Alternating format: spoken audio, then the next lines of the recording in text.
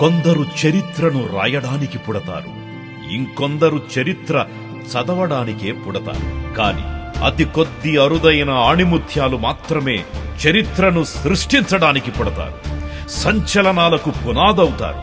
అలాంటి అరుదైన వ్యక్తి సృష్టించిన సంచలనం మీకు పరిచయం కావాలనుందా? ఆ వ్యక్తి తాలూకా ప్రకంపనాలను తాకి చూడాలనుందా? అయితే ఇంకొంచెం ముందుకెళదాం.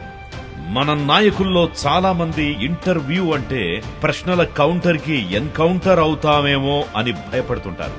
కానీ ఈయన 108 ప్రశ్నల కార్యక్రమానికి హాజరై అక్కడున్న 150 ఛానల్స్ యాంకర్స్ నలుదిక్కుల నుంచి సంధించిన ఈటెల్లాంటి కొన్ని వందల ప్రశ్నలకు మాటలతో సమాధానమివ్వడమే కాక వాటికి శాశ్వత పరిష్కారాలను సూచించారు.